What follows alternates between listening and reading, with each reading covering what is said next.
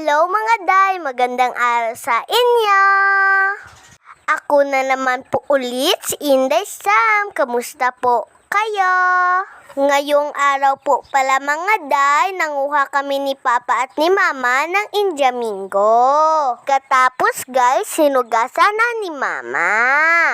Kunti lang ang nakuha namin kasi kunti lang ang mga malalaki.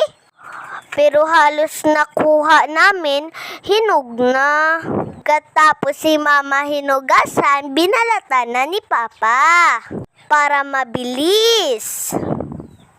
Ayan guys, tignan nyo ang lalaki, di ba?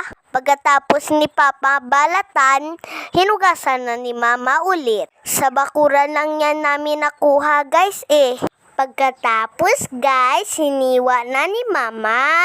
Habang nanghihiwa si Mama, kumuha na ako ng tuyo at tara guys, kain tayo.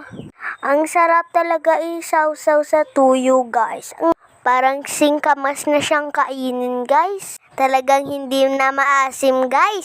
Pagkatapos pala guys, may pupuntahan si Papa. Kaso lang, parang hindi maaandar yung motor Ayan guys, nahihirapan na si Papa. Kaya pinuntahan ko siya at tinanong na ang problema. Yun pala, walang gas.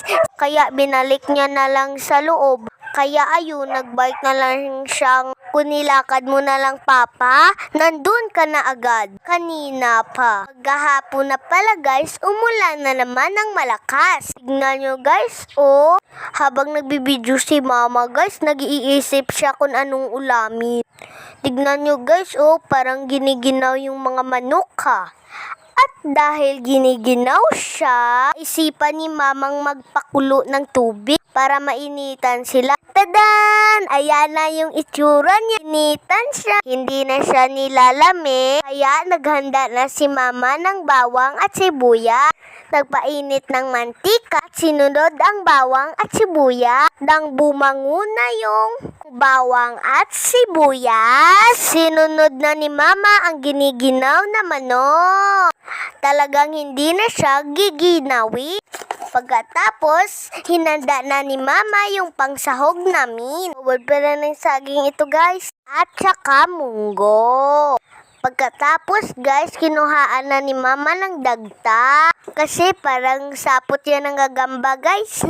Pagkatapos guys, binalikan na ni Mama yung giniginaw na manok. Nilagyan na ni Mama ng tubig para sa sabaw. Pagkatapos, minimekos-mekos na ni Mama yung ubad ng saging.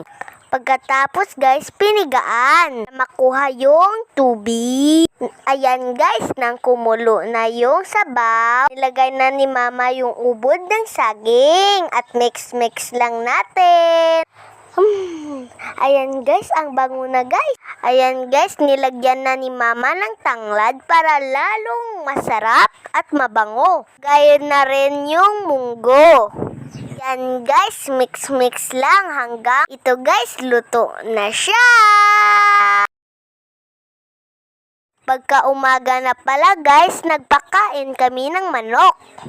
Dito sa probinsya guys, pagka may alaga kang mga manok, libre na yung ulam. At nasa paligid na rin yung mga sahog.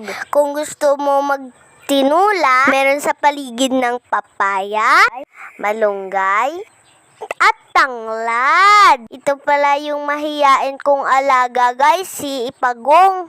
Napulot lang siya sa palayan guys. Kahatanghali na pala guys, nanguha kami ni Mama ng kalamansi. Hanggang dito lang po. Salamat!